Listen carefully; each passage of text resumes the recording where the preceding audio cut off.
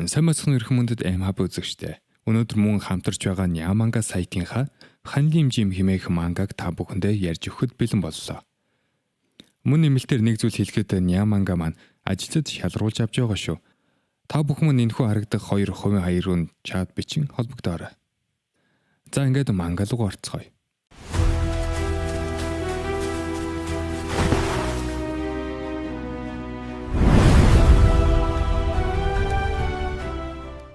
Энэ бол сургуультай төдийгүй бүхэл бүтэн дүүрэгтэй хамгийн хүчрэг нэгэн байсан хүүгийн тухай түүх юм. Гэвч нэг өдөр түүнд нэгэн залуу ердөө ганцхан цохилтоор ялагдал хүлээлгэснээр түүний бардамзан нэр төрд нь хүн цохилт болсон байна. Харин тэр залуугаас хэрхэн өшиг авахыг та бүхэн энэ цувралыг үзэж байж мэдэх болно. Ингээд үйл явдал анги танхимыг харуулснаар эхэлнэ. Ангийн сурагчид хичээлээ хийхээс бусад бүх зүйлийг хийж байгаа мэт эмх замраагүй байдалтай байв. Тэр үед багш ангидаа орж ирэн сурагчдыг тамхи татахыг хориглож загнан хэлнэ. Түүний хэлснээр энэ анги нь сургуулийнхаа хамгийн муу нэртэй хамгийн сахилгагүй анги ажээ. Үүний дараа багш өнөөдөр тус сургууль шинээр шилжин ирсэн сурагчийг ангийнхантай танилцуулна. Шинэ сурагч шуудал танилцахад таатай байна гэдэл өнгөрхөн тэр. Энэ явдлаас хойш 2 сар өнгөрсөн юм. Тэрхүү шинэ сурагч өөрийн гэсэн бүлэглэлтэй болж амжижээ. Түүний баруун гарын хүн болох Ким нэг өдөр өөр сургуулийн залуус тэдний нөхөдтэй зодтолсон тухай мэдэгдэнэ. Дүүнийг сонссон Ёнха бүх хүмүүсээ дагуулan тэдний зүг яв. За манайха нэмэлт мэдээлэл. Энэ харагдаж буй Жон Ёнха бол та бүхний мэдэх Ицади групп цувралын гол дүрийн хүүгийн наг зах бөгөөд тулааны суурийг нь тавьж өгсөн хүн юм аа. За тэгээд үргэлжлүүлээд Ёнхагийн баг болон нөгөө сургуулийн бүлэглэлийн хооронд ширүүн зодон эхэлж байхын тэр. Тэднийг харсан нөгөө сургуулийн удирдагч Ёнхаг гайхан ажиглаж энэ залуу чинь юу юм бэ? Би түүний тухай зөвхөн цуу ярианаас л сонсож байсан. Гэвч түүнийг бацаад хэрэггүй бол та. Энэ хүүхэд шал өөр төвшнийг юм. Хэмээн бодоодхов. Ёнхоо тэдний бүгдийг нь даран ялсныхаа дараа та нар манай хүүхдүүдээр оролдож чадна гэж бодов юу? Хэмээн хэлэхэд үүнийг сонсон нөгөө сургуулийн удирдагч айж уушлалтгүй ч эхэлнэ. Гэвч Жон түүнийг уучлахын оронд нөөрлөөн дараалан цохиж эхэлжээ. Энэ байлыг харсан Ким энэ тэнтүү цусуулж байна да. Хэмээн хэлэхэд гитээч мөн адил тоосон шинжгүй байв. Ёнхоо тэр залуугийн хоолооноос нь зуурч "Хөөе, миний хэлхийг анхааралтай сонс. Өнөөдрөөс эхлээд манай сургуулийн 4-р хувцастай хин нэгнийг харах бүрдээ чи харцаа доошлуулж яв. Харин одоо юу хийгээд байна? Доошо хар." Хэмээн сүрдүүлхэн тэр. Гэвч нөгөө залуу Ёнхогийн хэлснийг үлдэн харцаа буулгахгүй хэвээр байв. Үүнийг харсан Ёнха түүнийг дахин цохиод тэндээс явж одхон тэр. Дараагийн мөчид өнөөх удирдагчийг хүнд зодуулж бараг ухаангүй болсон байдалтай газар хэвтэж байхыг харна. Энэхүү Ёнхагийн баг энэ тулаанд ялд байгуулж баярлан тэмдэглэж эхэлхэн тэр. Тэр үеэр Ёнхагийн сугны өс түүнд тамхи өгч тамхиг нь асааж өгнө. Тэрээр дунд сургууль байхдаа ихэд тайван дуу цөнтэй хүүхэд байсан юм. Зодон цохинд огтхонж сонирхолгүй хэдхэн жирийн найзтай энгийн амьдралаар амьдардаг байсан юм. Гэвч нэг өдөр тохиолдсон аимшигтай явдал түүний тэрхүү тайван амьдралыг бүрэн өөрчилж өөр хүн болж хувирахт нь хүргэжээ. Тэр үед сургуулийн дээрлэхэгчид түүнийг болон найзуудыг нь байнга дарамталдаг байв. Учир нь сургууль бол яг л ширэнгэн хойтой адил. Хэрв чи сул дорой байвал бусд нь чамайг амьд үлдээлгүй дарангуйлна. Нэг өдөр дээрлэхэгчид хитрхи хэрээс хитэрж Ёнхагийн найзыг маш хүчтэй зодсноос олж амнаас нь хөөс сахарч байсан юм. Үүнийг харсан Ёнха түүнийг эмнэлэгт хүрэхийг хүссэн боловч дээрлэхэгчдийн нэг нь түүний найзын хэвлээр хүчтэй өшгөлж өрхлөө. Энэ дүр зургийг харсан Ёнха цочирдон балмагдана. Өдий хүртэл Ёнха өвдөлтийг төвчээд өнгөрөхөд бүх зүйл аяндаа сайхан болно гэж боддог байжээ. Гэхдээ бодит байдал тийм биш байсан юм. Мэдээж тэр багш нараас тусламж хүсээгүй гэсэн үг бишээ. Харин ч багш нараас тусламж ирж байсан боловч тэд огтхонч тоогоогүй юм. Тэгвэл яах ёстой юм бэ? Түүнд өөр сонголт байхгүй бай. Тэрээр зөрөглөн дээрлэж байсан хүүгэд нийслэн цогссон юм. Тэгээд найзыгаа яаралтай эмнэлэгт хүргэж очиход хэрв тэр жаахан ч гэсэн хожимдсан бол найз маань амиа алдах эрсдэлтэй байсныг хэлсэн юм. Тэр өдрөөс хойш өөрийг нь дээрлэж байсан тэр бүх залуусыг хэрцгийхээр зодож орхисон бөгөөд түүний сонголт бол аратан болох явдал байсан юм. Эцэст нь тэднийг өмнө өвдөг сөхрөөс өөр аргагүй болгосон бөгөөд мөн тэдэнд та нар намайг харах бүрдээ доош харж Харцаа буруулж байх ёстой. Ойлгосноо муу санаавчнууд минь. Тэр өдрөөс хойш сургуулийн доторх байр суурь эрсөөчлөгдсөн юм. Тэрээр хэн нэгний тусламжгүйгээр өөрөө дээд түвшний байр суурьнд хүрсэн байлаа. Байр суурь дээшлэхийн хэрээр эргэн тойрны орчинчид агаад өөрчлөгдөж эхэлсэн бөгөөд 3 дугаар дамжааны оюутан байсан ч бүр коллежийн оюутан байсан ч тэрнийг зогсоож чадах хүн гэж байгаагүй. Тэрээр зүгээр л нэг сурагч байхаа болж бүхэл бүтэн сургуулийн хэмжээнд танигдсан нэгэн болсон байв. Цаашлаа зөвхөн сургуулаараа тогтохгүй бүхэл бүтэн дүүрэгт өөр ингэсэн нэр хүндтэй болсон юм. Тэрээр олон нийтийг хүссэн зүйлээ хийх хэмжээний хүч нөлөө бий болсон байлаа. Учир нь сурагч хүний хувьд хамгийн чухал зүйл бол хүчтэй байх явдал. Ингээд үйл явдал одоогийн цаг үе рүү шилжиж байна. Ёнхоо хідэн найзын хаанд үдшилэгч ирээд байсан бөгөөд тэр үед түүнд мөрдөгчөөс дуудлага ирхэн тэр. Ёнхоо утсын цаанд байгаа хүний үгийг сонсоод тун тайван хайхамжгүй байдлаар хариулна. Үүнийг сонссон мөрдөгч уурлан ярьж байгааг нэ. Ахмад хүнтэй ингэж харьцдаг юм аа? Хэмээн асуухад Жон түүний үгэнд огт имэлгүй. Та миний утсын тухаарыг яаж олсон юм? Хэмээн шуутан асуухад мөрдөгч түүнд хариулан чамаас болж ингэж их асуудал гарч байхад чиний дугаарыг зэрлэхгүй гэж яах юм бацаа минь. Одоохон хилцээр хүрээдэр гэж хэлв. Үүнийг сонссон Ёнхо тэндээс явхаар зэхэхэд Ким түүнд бид каракод байж байна. Чи тэнд хүрээд ирээрэй хэмээн хэлв. Ингээд бид Ким болон түүний босд нөхдийн каракол руу явж байх дүр зургийг харна. Замдаа тэд Ёнхогийн талаар ярилцаж байхан тэр үнэхээр биднээс өөр төвшний хүн. Ердөө хэдхэн сарын дотор өөрийнхөө нэрийг ийм хэмжээнд гаргаж чадсан. Гэхдээ өөрийгөө хитрхи дээгүүр тавих гэж оролддог юм шиг санагддаг. Эцсийн эцэст тэр ч гэсэн бидэнтэй адилхан ладгийн амьтан шүү дээ. Хэмээн хэлж байлаа. Үүнийг сонссон гэтээ. Тийм ээ, чиний зөв. Гэхдээ нэг зүйлийг бас мартаж болохгүй. Тэр бидний гудамжнаас татаж гаргаад өнөөдрийн энэ байр суурьнд хүргэсэн хүн шүү дээ. Хэрв Ёнхо байгаагүй бол бид гудамжаарч толгой өндөр явж чадахгүй байх байсан. Хэмээн хариулна. Ингэж ярилцсан явж байхдаа Ким санамсруугаар нэгэн залуутай мөргөлдөхөн тэр. Үүнд ууралсан Ким чи хүм өргөчөөд ууршилт гуйдах юм уу? Хэмээн хэлэхэд үргэлжлүүлэн өнөөх залуугийн хувцснаас зурж чи ер нь бидний хэн гэдгийг мэдэх үү? Хэмээн үлэг болсон асуулт асуун сүрдүүлхэн тэр. Гэвч өнөөх залуу Кимийн үгэнд огтхонч цочирдсангүй бөгөөд түүний нүдэнд айдас гих зүйл огт харагдахгүй байлаа. Үүнийг анзаарсан Ким хамт явсан нөхөддөө хандан та нар харж байна уу? Энэ залуу намайг яаж иртэж байгааг чи буруу хүнээрээ л ордлоо доо. Хэмээн заналтай хэлв. Тэгэд улаан юудэнд өнөх залуу Кимээс чи надтай зодтолдохыг хүсэе юу? Хэмээн 50 асуухад үүнийг сонссон Ким муурлаж дүнлүү шууд зохингоо. Чи одоо хүртэл ойлгоогүй байгаа юм уу? Гэж дайрахад улаан юудэндээ залуу Кимийн товтлохоноос маш хялбархан болтож ердийн ганцхан цохилтоор түүнийг газар унгахын тэр. Үүнийг харсан Кимийн буцад нөхдөж муу адил дүнлүү дайрч эхлэв. Ингээд үйл явдал дахин шилжин Ёнхо руу иргэн ирэв. Энэ үед мөрдөгч Ёнхогоос чи үнэхээр ийм амьдралаар амьдрах дуртай гэж юу? Өөрийгөө энэ дэлхий дээр хүссэн бүхнээ хийж чадна гэж бодож байна уу? Гэхдээ чи мэдэх үү? Энэ чинь удаан үргэлжлэхгүй дээ. Чи энэ ертөнц хэр аимшигтай болохыг мэдэхгүй байна.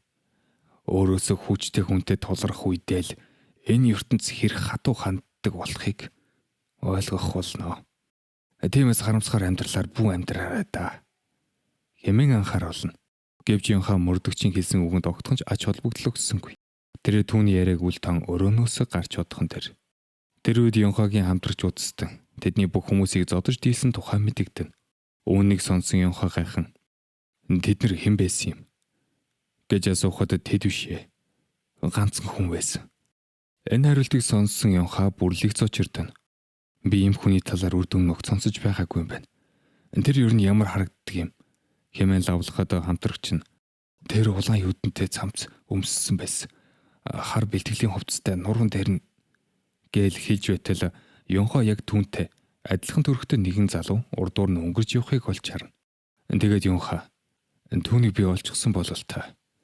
Хэмээн хэлэхэд хамтрагч нь өнөх залуу маш аюултай хүн болохыг анхааруулсаар байлаа. Гэвч Ёнхо түүний үгийг сонсохыг ч хүссэнгүй. Тэр уцаа таслалгүйгээр улаан юудэнд залуу руу шууд дайрав. Гэвч өнөх залуу Ёнхогийн цохилтоос маш хялбархан болтож чи юу нь юу хийх гээд байгаа юм? Хэмээн 50 асуув. Дараа нь Ёнхогийн хөл рүү цогсоор түүний тэнцвэр алдагдаж эхлэхэн тэр. Ингээд улаан юудэндээ залуу Ёнхо руу ердөө ганцхан удаа цогхоход Тэр ганцхан цохилтын хүчээр Йонха нүднийхээ өмнө өнгөрцөн үеийн дурсамжууд нь ээлж тараалан тодрон гарч тэрээр газар үнэн ухаан балартна. Унахынхаа өмнө Йонха ямар новшин вэ? Энэ залуу юу хэн юм бэ? Хэмээн гайхна. Тэр үед өнөөх залуугийн хөрөмдөр ханилим чимгэсэн бичиг байгааг бид олж харах нь тэр. Гэсэн хэдий ч Йонха бүрэн ухаан алдаагүй байлаа. Тэр газар сөхөрсөн чихтэй би ингэж ялагдаж чадахгүй хэмээн хашгирна. Гэвч улаан юудантай залуу түнлүү дахин нэг удаа өшөглөж хоол шидэж орхилоо. Йонха хан мөргөн унаж улмаар нүд нь аажмаар анилдаж эхэлнэ. Тэр үед цахан үстэй нэгэн залуу гарч ирээд улаан юудантай залуугаас "Чи энд юу хийж байгаа юм? Бид хоцрох нь байна." Хэмээн асуухад улаан юудантай залуу тэндээс явах зураа "Юу ч биштэй. Замдоо нэг шавж тарчихсан юм." Хэмээн Йонхаг дорд үдсэн байдлаар хэлнэ. Үүнийг сонсон цагаан үстэй залуу Йонхаг анхааралтай ажиглаад "Энэ чинь Йонха мөн биз дээ. Энэ нутаг түүнийг шинэ од гэдгээр нь мэддэг штэ. Түүнтэй уулзсан та тун баяртай байна." Хэмээн хэлээд Йонхагаас "Чи амьд байна уу? Хэрвээ амьд байгаа бол энэ картан дээрх дугаараар надтай заавал холбогдоорой. Чамд энэ санал сонирхолтой санагдана гэж найдаж байна." Хэмээн хэлээд картыг Йонхагийн толгой дээр тавьчихад тэндээс явцгаав. Хэсэг хугацааны дараа Ким болон Йонхагийн нөхөдөө тэнд ирцгээв. Тэд Йонхаг хүртэл ялагдсан гэдэгт нь итгэж ядан хоорондоо ярилцсан. Тэгтэл Ким Йонхагийн толгой дээр нэгэн карт байгааг олж хархан тэр картан дээр PVP гэсэн бичиг байв. Ким тэр картыг авч ичгээд Йонхаг сэргэхийг хүлээв. Йонха ухаан ормогцсон энд хэсэг хүмүүс хоорондоо ярилцаж байсныг санах өгөөд гэвч худлага өөрөөсөө "Би үнэхээр ялагдсан гэж юу?" хэмээн асуухан тэрээр ялагдах хүлээн зөвшөөрөхийг огт хүссэнгүй. Уур хилэнгээ гаргахын тулд ханд хүчтэй цохиж эхэлнэ. Түүний хувьд өөрийгөө ялагдсан гэдгийг хүлээн зөвшөөрөх нь түүний бардам зан өөртөө итгэх итгэлд нь хүлээн зөвшөөрхийн аргагүй цогилт болсон байлаа. Ингээд Йонха ууртаагаар өөрийн хүмүүстэй тушааж түүнийг олцгоо хэмээн шаардана. Йонхогийн төргийг харсан багийн гишүүд найж түүнээсээ зайгаа баримт харж эхэллээ. 2 хоногийн дараа Йонха гитэгээс "Чи одоо хүртэл тэр хүнийг олж чадаагүй юм уу?" хэмээн асуухад гитэ "Үгүй ээ, бид энэ урчмын бүх гудамж сургууль бүрийг шалгасан. Гэхдээ одоо хүртэл олж чадаагүй. Тэр энд амьдртгүй юм шиг байна." хэмээн хариулна. Үүнийг сонсон Йонха улам уурлаж "Хэрв өнөөдөр тэр хүнийг олж над тэр авчрахгүй бол та нар бүгд шийтгэл хүлээх болно шүү." хэмээн хатуу хэлжээ. Ким инээмсэглэн "Чи чинь яаж хав? Манай хүмүүс түүнийг хайж л байна шүү дээ. Би чамд амлаж байна. Заавал түүнийг олж авчрах болно" гэж тайвшруулахыг оролдоно. Тэр үед өөр сургуулийн хэдэн сурагч Йонхаг шоолж эхэлхэн тэр "Өөхөө, тэд чинь нөгөө нэг ганцхан хүнд ялагдсан гэвстэй. Дунд сургуульд байх тал бүтлгүй нэгэн байсан. Одоо ч хэвээрээ юм байна. Ямар инээдтэй хэрэг вэ?" хэмээн тэдэд оглоно. Гэтэл тэдний өмнө уур хилэн илт мэдэгдэх Йонхо зогсож байх бөгөөд түүний харцнаас уур өшөөх хорслон тодорхой харагдаж байлаа. Тэгээд юу болсон нь ойлгомжтой. Йонхо тэдэн лүү дайрж хайр найргүй зодож эхэлсэн юм. Тэрээр тэднийг бараг л алах гэж байгаа мэт догшин байсан. Энэ үед Ким түүнийг зогсоохыг оролдсон ч Йонха түүнийг ч мөн зөхөж хунгаагаад "Чи хүртэл намайг сулдороо гэж бодоо юу?" хэмээн асуухан тэр. Ким "Үгүй, би тэгж хэлэх гэсэн юм биш" хэмээн тайлбарлахыг оролдогч Йонха түүнийг дахин цохих гэж гараа өргөхөд гитээ хүн цохилтыг нь зогсооно. Тэрээр Йонхад "Одоо хангалттай. Би чамайг уурлаж байгааг чинь ойлгож байна. Чам тохиолсон зүйлсийг ч бас ойлгож байгаа. Гэхдээ энэ нь уураа биднэр гарах шалтгаан болохгүй шүү дээ. Чи эдгээр бүтлгүй хүмүүсийн үг бүрд нь уурлаад байвал эцэст нь өөрөө ч тэдэнтэй адилхан болж хувирна." Йонха түүний үгэнд ямар ч хариу өгсөнгүй. Харин зайл хэмээн хэлээд тэндээс явж одхон тэр. Явх замдаа Жан өнөөдрийн болсон бүхнийг бодов. Өнөөдөр үнэхээр бүтлэхүү өдөр байлаа. Би бүр сэтгэл хөдлөлөөч хянаж чадсангүй. Гэхдээ би тэр мөчийг одоо хүртэл мартаж чадахгүй байна. Тэр намайг шавж гэж хэлсэн тэр мөчийг. Над руу шавж харж байгаа мэт харсан тэр нүдийг нь би хэзээ ч мартаж чадахгүй. Ингэж бодож явтал Йонха гинэд өмнө нь өөрийг нь ялсан улаан юдэнтэй өнөөх залууг олж харна. Түүнийг харсан Йонхагийн уур дахин дүрлзэж тэр залуугийн араас шууд хөөцөлдөж эхлэхэн тэр. "Зогс" хэмээн Йонха араас нь хашгиран замын голд гинт орж ирснээр осол дурах шахсан ч азар бэртэлгүй хөлтөнө. Гэвч тэр мөчөд улаан юдэнтэй залуу аль хэдийн алгуулсан байлаа. Йонхо яарангүйж түүнийг эргэн тойрноос хайж эхлэв. Удалгүй тэр улаан юдэнтэй залуу нэгэн газар руу орж явахыг олж хархан тэр. Гэвч Ёнхан араас нь очих үед хаалга аль хэдийн хаагдсан байв. Тэр хаалгын онгойлохыг оролдсон ч дотроос дүүжигдсэн бололтой байлаа. Ингээд хаалгыг хүчээр эвдэж оролдохыг оролдож эхэлнэ. Яг тэр үед өмнө нь уулзаж байсан цагаан үстэй залуу гарч ирээд "Өө, би чамайг ирнэ гэж мэдээд байсан юм аа. Энэ хаалга төвжээтэй байна. Чи тэнэг хүн шиг хүчээр онгойлох гэж оролдоод нэмэргүй штэ" хэмээн хэлв. Түүний үгийг сонссон Ёнхан ихэд гайхна. Энэ хүн миний нэрийг яаж мэдж байгаа юм бол? Би түүнтэй өмнө нь хаана уулзсан бilé хэмээн дотроо бодно. Цагаан үстэй залуу хаалгыг хурны хийгээр онгойлгон "Бид чинь ухаалаг ир үед амьдарч байна шүү дээ" хэмээн дооглон хэлв. Ёнхан додогш ормогц нүдэнд нь хурц гэрэл туусхан тэр. Энэ нь том гэрлийн чидэнгийн гэрэл байлаа. Харин түүний өмнө нэгэн тулааны талбай байрлаж тэнд хоёр залуу хоорондоо ширүүн тулалдаж байв. Тэдний хүч чадал бараг адилхан байсан тул аль аль нь нэгнийг илт давангаалж чадахгүй ширүүн өрсөлдөж байлаа. Ёнхан маань энд яг юу болж байгааг ч ойлгож чадахгүй байсан юм. Удлгүй тулаан өндөрлөж нэг нь өрсөлдөгчөө яснаар ялагч болно. Түүний тулааны нэр нь Күүлхэд байлаа. Үүний дараа хөдлөгч өнөөдөр хүмүүрийн тесэн ядан хүлээж байсан томоохон тулаан болохыг зарлаж дараагийн тулаанд улаан тоосго болон сууханаар өрсөлдөхийг мэдэгдэнэ. Үүнийг сонссон улаан тоосгоч баяртайгаар "Эцэст нь энэ мөч ирлээ. Би өнөөдөр суухадаа тулалдах нь. Энэ удаа би түүнийг заавал ялах болно" хэмээн хэлнэ. Харин улаан юудантай залуугийн жинхэнэ нэр нь Суухаа байсан юм. Тэрээр энэ тэмцээнд жил бүр оролцож удаа дараа төрүүлдэг хүчрэг тулаанчаажээ. Суугааг харсан тэр мөчөд Ёнхагийн цус буцаж эхэлсэн юм. Тэрээр өөрийг нь ганцхан цохилтоор ялсан хүн яг мөн болохыг шууд танина. Тиймд түүнээс өшөг авах боломж гарлаа гэж бодно. Тэр юу ч бодлогүй суухаар өнгөн очиж цогох гэж дайрна.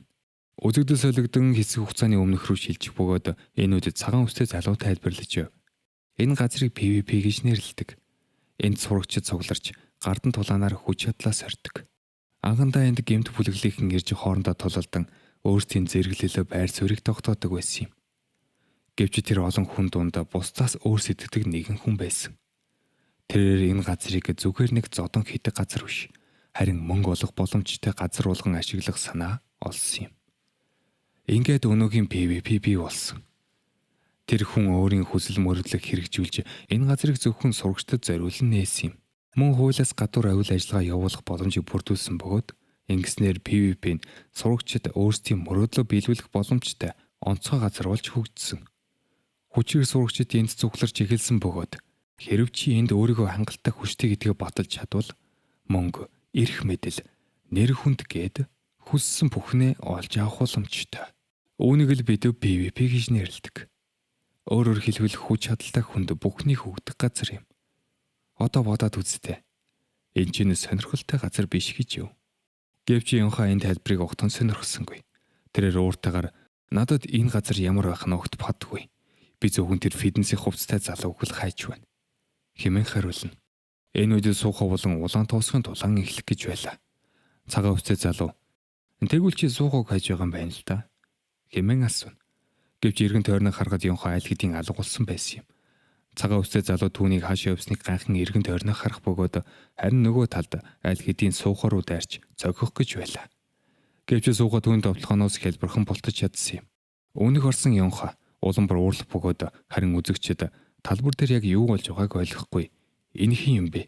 Зинхэр спорт хүмтэй тэр залуу юу хин юм хэмээн гайхаж эхэлцгэн. Тэр үед улаанаа Ёнхоо руу харан "Өршөөгөөр хараал идмэр минь. Ээлжээ хүлээ" хэмээн хэлнэ. Үүнийг сонссон Ёнхан түүний нүүрлөө тохоогоор зохин "Би ч хам шиг илүүц нэгэндээ тулдах сонирхолгүй байна" гэж хэлэхэд улаанаа Ёнхогийн гарыг барьж зогсоогоод "Бидэд өнгө саяхан уулзсан байж чи шууд л над руу дайрч байдаг. Чи үхэх хүсэж байгаа юм биш үз? Чи юу ч ойлгоогүй байгаа бол та. Энд илүүц байгаа хүн бол чи л байна" хэмээн хариулна. Энэхүү Ёнхан өөрийг нь ялсан Суухадаа тулдаг гэсэн боловч PVP-гийн дүрмийн оролцогчдын дунд гинт орж ирснээр нөхцөл байдал улам хорсдож эхэлнэ. Энэ үед хамгаалтын ажилтнанд цагаан үстэй залуугаас "Та яагаад улааныг зогсоохгүй байгаа юм бэ?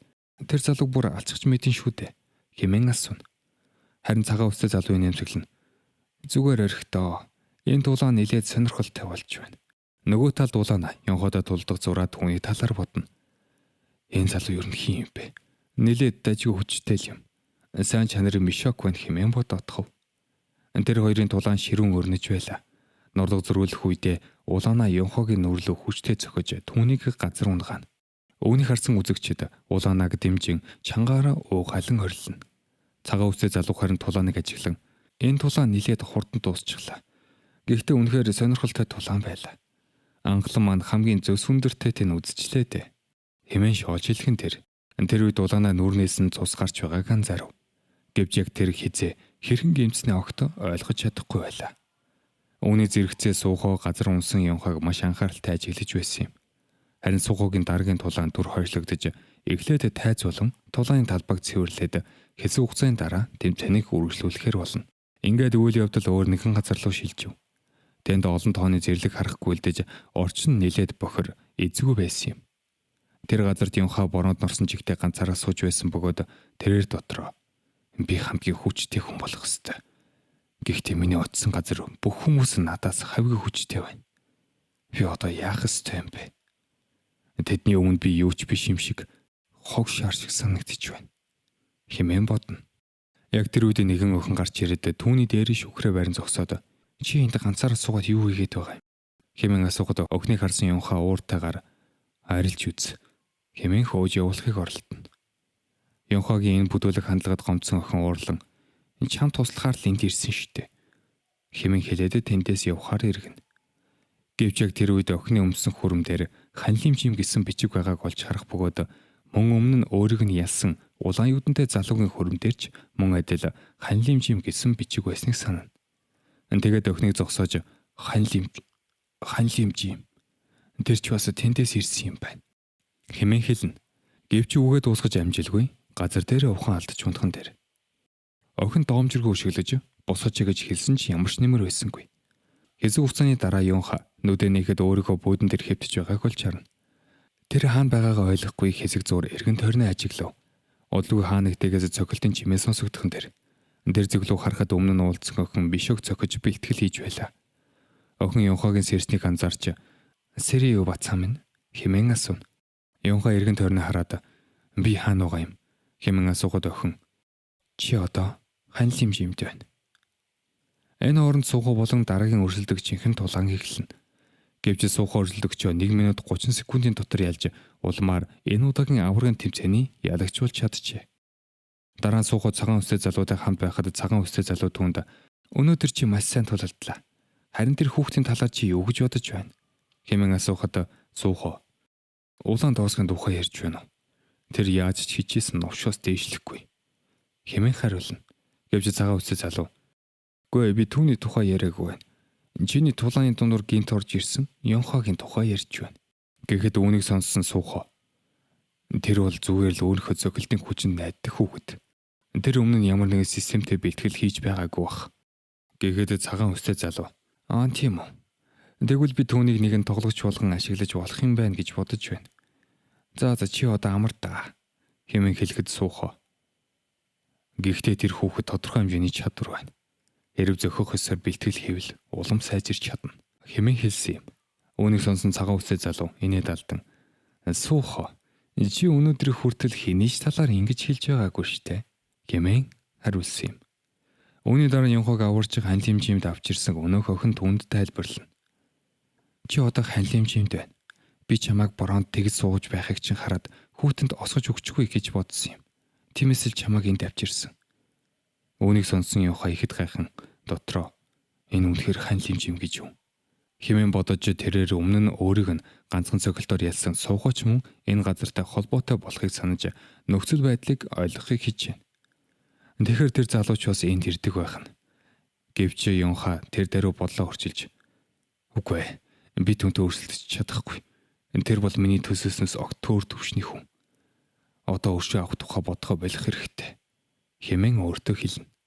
Ингэж бодсон Йонхо тэндээс явхаар зэхэхэд охин түнд "Чи зодтолдох дуртай бололтой. Гэхдээ битгий тэнэг юм шиг байгаарай. Хизээж хамаагүй нармаахан нээлгчин шүү" хэмээн ёжлно. Үүнийг сонсон Йонхо уурлаж Мишок руу хүчтэй цохилдог.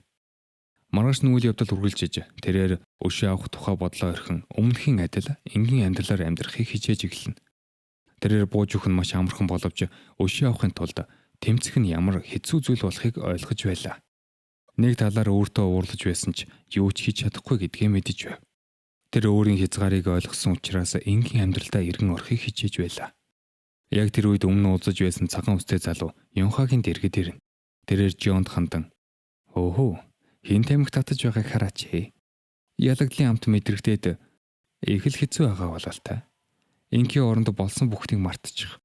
Би чам зориулж нэг тулаан зохион байгуулсан." Хэмээн хэлээдхв. Тэрээр PvP-гийн үндсэн зохицуулагч буюу Чарлз Ким юм. "Юнха, Марта надад хамаагүй болсон. Би ямар ч дулаанд оролцохыг хүсэхгүй байна." Харин Чарлз "Би чамайг эсрэгээр нь хариулна гэж бодож байсан юм. Чи насан туршдаа өөрөөсөө сул дорой хүмүүстэй зодтолдож амьдрахыг хүсэж байна гэж юу? Чи PvP жинхэнэ хүчрэх хүмүүс цуглардаг гэдгийг мэдэх үү? Эсвэл чи айгаад байгаа юм уу? Чи бол тулдахын тулд төрсөн хүн. Чи бол жинхэнэ бар. Яагаад гүлгнүттэй тулдаж байгаадаа сэтгэл ханаад байгаа юм? Хэрв чи үнэхээр бар юм бол бар шигээл авирал. Чи илүү том лиг тоглохыг хүсэхгүй байна гэж юу?" Хэмээн Юнхаг үдэн хатгав. Дараа нь Чарлз "Хэрв бодлоо өөрчлөвл над руу залгаарай. Бас өмнөх удаагийн шиг энэ картыг битгий хайчрахаарай да. Жохон үнэтэй ид шүү." Хэмээн хэлээд явхан тэр. Гэвч явхахаа өмнө тэрэр гинэт "Чи суугаад байх зүйлийг хүсэхгүй байна уу? Хамгийн хүчрэг гэх нэр төрийг" хэмээн дотроос нь гжигцэн үе хэлсэн юм. Үүнийг сонссон Юнха цожирдон. Юу ч хэлж чадалгүй зогсно. Дараагийн мөчид Юнха тэр Чарлзын үсэн картыг хатхан хүчтэй базаж байлаа. Тэрээр "Одоо л би юу хүсэж байгаагаа ойлголоо" хэмээн итгэл төгс хэлв. Ингээд үйл явдал дараагийн тунлааллаа шилжив. Тэнд нэгэн хөтлөгч тулаанчдыг үзэгчид танилцуулж байлаа. "Та бүхний өмнө зогсож байгаа 2 м 10 см өндөртэй энэ залуу бол Жуда бүхийн мэрэгжилтэн. Түүнийг авраг биедэг Голиат гэдэг. Харин өнөөдөр авраг биет маань шиншүүл ухаруулжээ. Төвний өрсөлдөгч бол Жон Юнха" хэмээн зарладаг үлээ. Өнөө шөнө сарны гэрэл доор энэ хоёр тулаанч хоорондоо хүчээ сорих болно. Би та бүхэнд аль нэгэнд нь бууцад тавих боломжийг олгож байна. Хоёр тулаанчийг зэрэгцүүлэн харсан үзэгчид тэдний биеийн хэмжээний алс эрх ялгааг хараад гайхна. Энэ хоёрын биеийн хэмжээний ялгааг хартаа. Гэхдээ хин ч энэ талаар санаа зовхгүй байна. Бүгд л Голиатад бууцад тавих нь тодорхой. Иймэрхүү бодит бус тулааныг зохион байгуулах ямар хэрэг байсан юм болоо? Хэмээн үзэгчид хоорондоо ярилцсан. Ингээд тулаан эхлэхэн тэр "Голиат, би энэ тулааныг аль бол хурдан дуусгах хэрэгтэй" хэмээн бодож байхад яг тэр мөчид Юнха түүний эрүү доороос хүчтэй цохилт өгнө. Тэгээд дотроо "Өнөөдрөөс эхлээд би хамгийн хүчрэх нь болох болно." Үүний дараа Юнха Голиат руу дараалан цохилт өгч эхлэх бөгөөд Голиат ч мөн хариу цохилт өгч Юнхаг ухрахыг оролдоно. Гэвч тэрээр дахин давталж улмаар тулааны явцыг өөрийн талдаа эргүүж эхлэхэн тэр. Үүнийг харсан Голиат "Энэ залуу үнэхээр хурдтай юм" хэмээн гайхсан ч туршлага биеийн хүчийг ашиглан Юнхагийн хөлийг ороож түүнийг газар тунгаана. Тэгээд инээмсэглэн "Чи миний өрхөнд орчихлоо" хэмээн хэлхэн тэр. Дараа нь тэр нэг гараараа Юнхаг өргөн дахин цохино. Энэ байдлыг харсан үзэгчид ихэд цочирдох бөгөөд тэд Голиатын талаар өмнө мэддэг байсан зүйлээ санаж эхэлнэ. Голиат анхнаасаа л тулаан дуртай нэгэн байсан бөгөөд түүний биеийн хүч маш өндөр учраас өөдөөс нь гарсан өрсөлдөгч бараг хинч тэсэж чаддаггүй ээжээ. Ялангуяа өөрийн биеийн жинг өрсөлдөгч дээр бүрэн шилжүүлэн ашиглах үед түүний хүч улам аимшигтай болдог байв. Үүнийг харсан үзэгчид "Бид бүгд авраг биетэд бууцад тавьсан зөв байлжээ. Шин залуудаа хинч бууцад тавиагүй байх" хэмээн ярилцсан. Энэ бүх яриаг ард зогсгож Чарлз жимээгүй сонсож байлаа. Тэрээр дотроо "Би эхнээс нь л жим болон хүчний ялгаа асар их гэдгийг мэдэж байсан. Үүнийг бид үл тоомсорлож чадахгүй. Гэхдээ Юнха, би чамайг бусцаас өөр хүн гэж бодож байсан юм" хэмээн бодоотгов. Ингээд үйл явдал нэг цагийн өмнөх үе рүү шилжинэ. Чарлз Юнхаг PvP-д албан ёсоор өгдөн авч энд нэг удаа орж ирсэн хүн буцаад гарах нь тийм ч амар байдаггүй шүү. Хэрв чи үүнд бэлэн байгаа бол би чамд дөрмөдийг тайлбарлая хэмээн хэлнэ. Тэр үргэлжлүүлэн "Манай тулаанууд энгийн тулаанаас огт өөр. Энд жингийн ангилал гэж байхгүй. Мөн тулааны үеэр ямар нэгэн торгуул хязгаарлал тавьдаггүй. Тулаанаас олсон мөнгөөрөө PvP-гийн үйл ажиллагааг санхүүжүүлдэг. Мөн энэ байгууллагын талаар гадны хүнд хязгаарч ярьж болохгүй шүү. Хэрв манай байгууллагад ямар нэгэн асуудал үүсвэл зөвхөн нэг хүн биш, Энд байгаа бүх хүмүүс асуудалд орно. Хэмээн анхааруулна. Дараа нь Чарльз хамгийн чухал дүрмийн нэгийг тайлбарлав. Чиний төвшнийг BP-гээр хэмжинэ. BP өндөр байх тусам чиний төвшин өндөр гэсэн үг. Ижил төвшний тоглогчид хоорондоо тулалдана. Жишээлбэл 100 BP-тэй хүн 100 BP-тэй өөр нэгэнтэй тулдаж болно. Гэхдээ чиний BP тогтмол биш. Дулааны үеэр хэр сайн өрсөлдөнөөс ч нь хамааран өсчиж болно, буурчиж болно. Эндээс улсан BP-гийн хэмжээгээр дараа нь мөнгө шагнал авна. Жишээлбэл 1 BP тутамд 100,000 орчмоор тоотогдно. Чи саятан болох хэмжээний мөнгө авах боломжтой. Гэхдээ энэ тэмцээнд зөвхөн сурагчид оролцдог. Насанд хүрсэн даруйда чи эндээс тэтгэврт гарах ёстой. Тиймээс олон тоглогч насанд хүрэхээс өмнө BP-гээ аль болох их өсөхийн тулд бүр амь нацаа дэнчин тавин толддог. Чарльз тайлбараа дуусгаад чамд асуух зүйл байна уу? Хэмээн асуухад Юнха түүнээс хамгийн түрүүнд тэгвэл энд байгаа хамгийн хүчтэй нь хэр хүчтэй юм? Хэмээн асуухад үүнийг сонсон Чарльз энд нийт 150 орчим сурагч байдаг. Тэдний нэг нь суухаа бөгөөд тэр энэ пирамидын хамгийн дээд түвшинд байрладаг. Чи түүнтэй тулдахдаа ялгааг нь өөрийн биеэр мэдэрсэн байх. Одоогор чи суугагийн түвшинд хүрээгүй байна. Тиймээс эхлээд өнөөдрийн тулаанд анхаар. Энэ бол чиний анхны тулаан бөгөөд үүний дараа чиний BP өсөх эсвэл буурах болно. Харин өнөөдрийн өрсөлдөгч нь Голиат. Түүний BP 100.